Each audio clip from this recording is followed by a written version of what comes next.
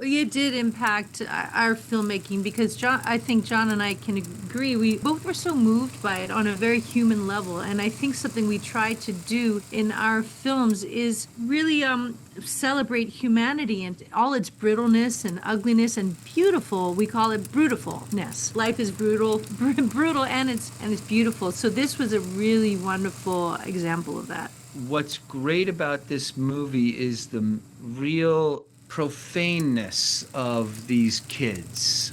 So we just made a movie wrapping it up called The Glorious Dead. Toby's character is going through a crazy day, and it was really important that even though some things were like beyond the imagination and just outside of reality, she had to remain, and so did all the people, remain firmly planted in the dirt, and these kids are firmly planted in the dirt. So that was an example of a movie where you just really felt the genuinity of everything. And again, I think it kind of reaffirms what we love about filmmaking is that it's not magical or too big or too romantic. It's more firmly planted in the ground.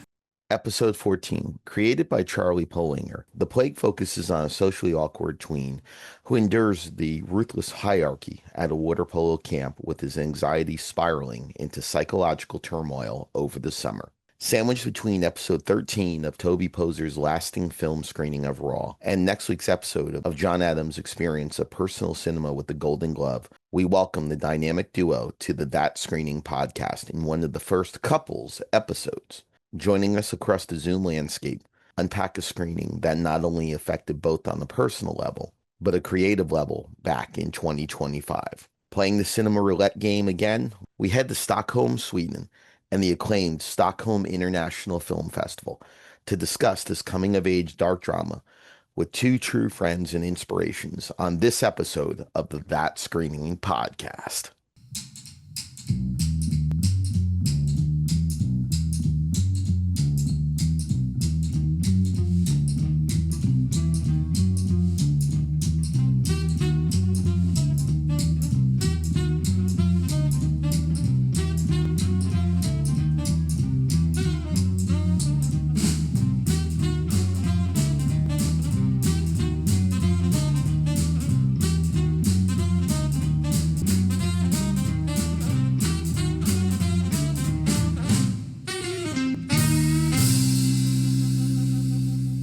Here on the That Screening podcast, one of the blessings of it, especially early on, is to know the wonderful people who have been friends, peers, inspirations to me, and now having them on as guests as part of the podcast lineup. They make films as a family. They make films very DIY. They're very creative. And to a certain extent, and maybe by luck, they bucked the studio system and found success and love and a cult following, to say the least, including myself, who has been very blessed to know them since 2019 up there in Montreal, all the way right now for the first joint episode, Mr. John Adams, Miss Toby Poser. Phantasmic. Now that we're with you, JK. Well, I appreciate that very much. Same here. So let's talk about it. I mean, we've talked Raw. So are we going to continue that trend on this week's episode with The Plague? And Plague 2025, because you look it up on IMDb, there's like 25 plagues on there. So the most recent incarnation, The Plague, does it involve family? And where did you guys see The Plague? We saw The Plague at the 2025 Stockholm International Film Festival in Stockholm, Sweden. Toby's very open-minded. I think Toby was like, "Do you want to go see a movie?" And I said, and and she said, "Come on, why not? We're here." And I was like, "All right, what is it?" She said, "The Plague." And I was like, "What's it about?" And she said, "Boys coming of age." I was like, "I don't want to go." And she said, "Come on." And so I went. And I think it might be one of the top movies I've seen in my entire life. Wow. Okay. So we're going to go back and forth on this. We want to hear from both of you with the range of questions. That's the name of the game with the lasting screening, the personal cinema that you guys experience. So the titles are interesting that you've talked about. And again, horror is very niche. You're in Stockholm, you're at the film festival, you're going to go see The Plague. Toby, you had talked a couple weeks ago about it, kind of like a roulette almost. The next one that pops up is the one we're going to go see. Did you hear anything about this film previous to it? And when you went ahead and talked with John about it, was there anything else to that conversation about getting him there? Yeah, I had heard about it at Sitges because we were screening at both these festivals, Sitges and Stockholm. So I knew it was like running around, and friends whose opinions I really value said, "Oh, this one was really cool." I never wanted to know much about it. Because I like to go in cold as possible. So I said to John, it's supposed to be about like this team of young, like on the cusp of pubescent, like water polo boys. I mean, it sounds cool to me. And kind of tapping into your last thing, it really was about a family, more not the nuclear family as Right. raw or in our films, but like the kind of family of young men. It was cool, like a pack, more like a pack of So wolves. definitely coming of age, definitely something that you see the growth of the male archetype with it. Both of you have went with Zelda to your two films that we talked about. What's the different dynamic and feel going together for you two versus taking your daughter with you? Toby and I just love talking about movies together. So it's fun. And she's much more open-minded than I am. So it's always fun to go to movies with Toby.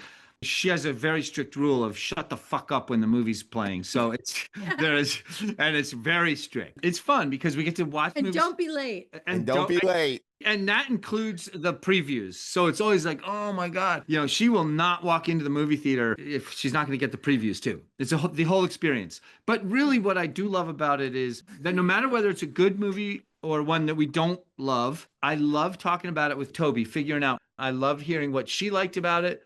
And I love telling her what I liked. And I love hearing what she didn't like about it. And I like talking to her about what I might not have loved about it. And this movie had zero, I didn't love this part of it. We both were shocked at how exceptional it was, how exceptional these kids were, how exceptional every single aspect of it was. Yeah, I want to tell you how it goes with us. We were walking through beautiful Stockholm. Right.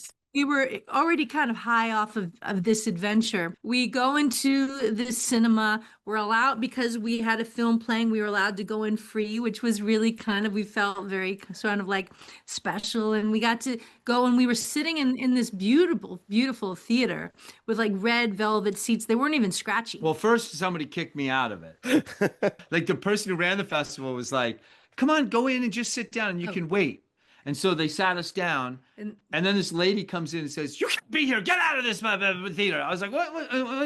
You know, I always get hassled. But then Jay, so we're watching the film. I could tell we were both into it. And then what we do this whether it's online or we're in a cinema. We ask each other, like we kind of interview each other. We say, "Well, what did you think? What did you learn?"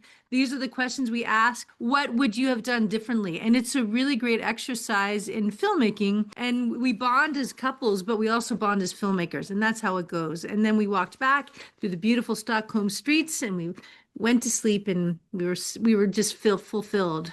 For those who want to see it, you can see it on Amazon Prime right now. It's available there, and it's an Australian film. So there's a different mindset, there's a different feel. I was just recently talking about Australia to my class. There's so many differences from here in the States. How would you guys describe the genre for this kind of film? I don't think this was a straight up horror film. I think it was more, I guess, what you would say horror adjacent. Is that what they call it? And Yeah. it definitely was a drama, but it was harrowing in the sense that it could play in a genre festival because it was quite brutal, but it was psychologically brutal and psychologically horrifying, which I love. Yeah, that this isn't a horror movie, but it is because it's anybody who grew up, which is all of us, knows the horror of growing up. And this film really nails it on the head. And it's funny because it was named The Plague. I was like, oh, cool. It'll be a zombie movie. Like it'll be like that was the only reason I was kind of like, okay, I'll go. Because I thought, oh, these kids will be, on a water polo team and turning into zombies. It sounds weird, but it's gonna be cool. But that is definitely not what happens. But it's better than that. It's better than what I was imagining. John, where did you guys sit? We sat in the back left because I like to be near the door. In an airplane, I got to be in the aisle, and theaters, I got to be in the aisle. How was the audience? How was the crowd with the screening? How did they react to it as the film went on? The audience was really mellow. Like they were very polite, as a lot of the Swedish were in our experience. They're very intelligent. They're listening. So you could tell this audience was really listening. They were quiet. I don't remember any kind of murmurs or outbursts or even like laughs. And nobody got up for popcorn. Everybody sat through that movie and watched it quietly. It was not Wow. an American audience. Yeah, and then they left, and it was a little misty at night, and Yeah, everyone kind of left the theater, and quiet. some we even like followed as we were walking down way in the city. It was kind of a beautiful, collective, intense experience. Yeah. What element for you guys stuck out? Because Toby, we had talked about Raw and you talked about the director, you talked about the performances, you talked about the vulnerability, a lot of different human aspects. John, for the Golden Glove, we talked about more of the artistic merit of this particular film. How terrific these young kid actors were. They all embodied certain young characters, and they did it super genuinely and without, you couldn't tell anybody was acting, not one person. It was cool for me to see a film, coming of age film about young men. I can more easily pinpoint ones about women, Hellbender, Carrie. In a sense, like The Omen is sort of a coming of age story, more like The Sure. Omen 2. So for me, as a female and also having two daughters, it was a really keen and surprising and poignant look at what it felt like to be a 12-year-old boy, reaching puberty. And similarly I found a lot of similarities to Raw, actually, because the plague is like this young man who's really kind of ostracized. He has a rash. It probably just was like fungal, but everyone gets out of control. For me, it was a lot, the rash as usual, I think always represents something that is just trying to get out or change. Was there a Q&A at this screening? I don't think there No. was. No, it ended and everybody walked out. It was wild. Was there any conversation with any of the folks there or during the time at the film festival about the plague? Yeah, they were a super nice festival. So they were always talking to us, asking us what we'd seen and asking us if we needed anything. And so we were obviously super happy that we had seen The Plague. And so we talked to everybody about them, and they all loved The Plague too. So there was just a general kind of like, all of us were like, wow. For you as filmmakers, because Toby, you had brought up with Raw almost parallels to it with the coming of age elements like that. As filmmakers, did you pull anything out of this screening? Because it being a consensus number one for both of you, I would think it would impact on different levels. It did impact our filmmaking because I think John and I can agree. We both were so moved by it on a very human level. And I think something we try to do in our films is really celebrate humanity and all its brittleness and ugliness and beautiful. We call it brutifulness. Life is brutal, brutal, and it's beautiful. So this was a really wonderful example of that. What's great about this movie is the real profaneness of these kids.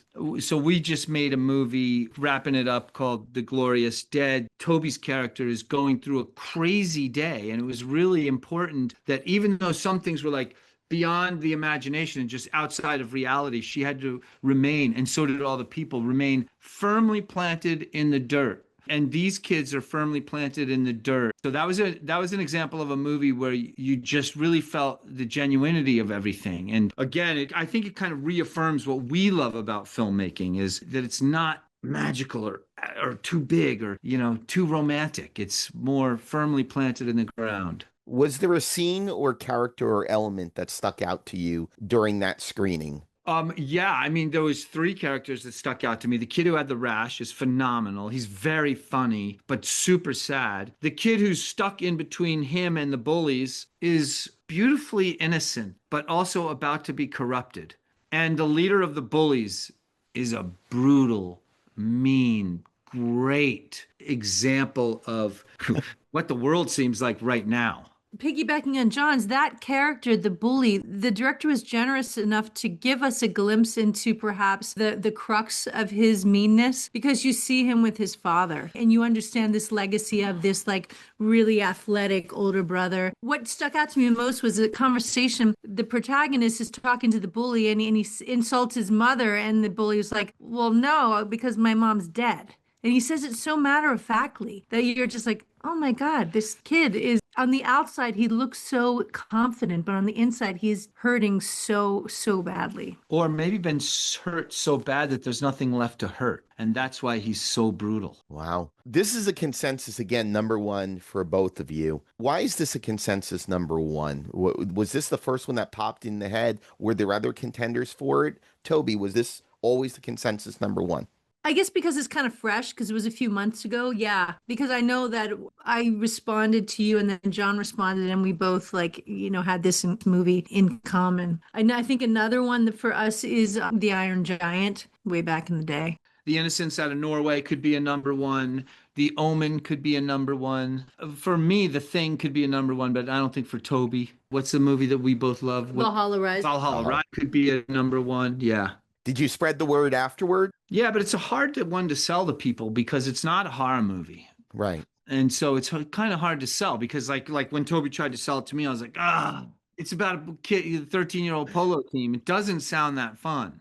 You got to sit and watch it, and then it's great. So we try to sell it, but no one really seems to pick up on it because it's hard to sell. There's not like a red button to hit. It's kind of sellable though to people who might be say like, I don't really like horror, but they could like deal with this one because even the end, I find the end kind of uplifting because you realize as this kid is kind of dancing and he's been navigating his own rash as he's supposedly like now he's getting bullied. For me, in the end, it really is kind of about like fuck the masses. Yeah. Find your identity, like the strange ostracized kid, and is strangely like confident with his weirdness. And the other one in the end is like, you know what? I need to be me. And I love that message. I love that message too, and you guys exemplify that. When we look at this now, is this a reflection of the Stockholm Film Festival? Yeah, Why? Yeah. because it's high end art. Everything that we saw there was high end. The press was high end. The theaters were high end. And I don't mean high end like rich people. I mean like high end, like good art, good people, good humanity. Has the years now of festival travel, whether it's genre films or your work previous to it, the dramas you've done, how important is that festival travel and attending them as filmmakers, as peers, affected the way you see cinema? Jay, it is crucial. I just got back 2 days ago from Berlin, the Women's Film Festival there, Final Girls Berlin. It was my third time attending, and every time I walk away from there, my brain is bigger, my heart is expanded. I have just learned so much, not only from watching the movies, but from all the cinephiles there. It's that collective, like, bonding experience of sitting in a theater doing something we all love. And it just makes me such a huger human being who loves cinema, but also as a filmmaker. I get home, I tell John, and same thing with him when we go to festivals. It's like, oh my God, we just saw this, that, and that, and now we got to try this, that, and that and Wow. keep challenging ourselves. Festivals are just so important, but the reason is because for me, this is our life. We are friends with you. You and I have had gelato. We've had a Yes, million sir. conversations. We've sat on a park bench, had a ham sandwich. It's all about, it's great to be alive and with this community again of good people that are open-minded and open-hearted.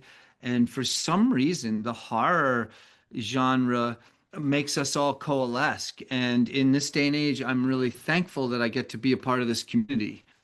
So as we finish this up, because you've given several that could be number ones for both of you. Final question. Toby, John, thank you so much for being a part of this, and I appreciate you guys and love you so much for what you do, and I hope to see you soon. Toby, first to you, ladies first. What's one word to describe it and why?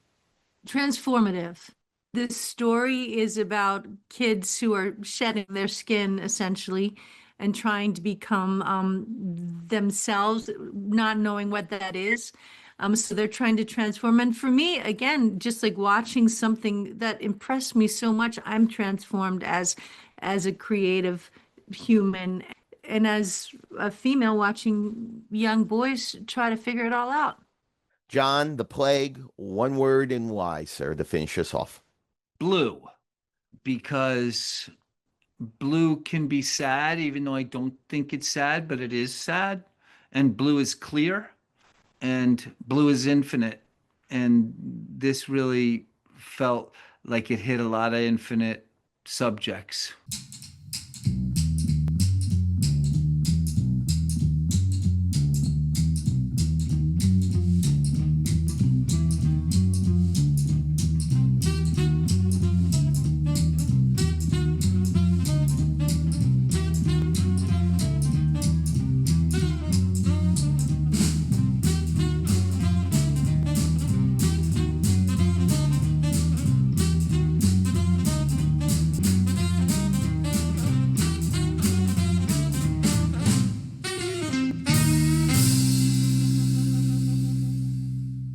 Thank you so much for listening to the That Screening Podcast with JK, heard on Apple Podcasts, Spotify, SoundCloud, and more.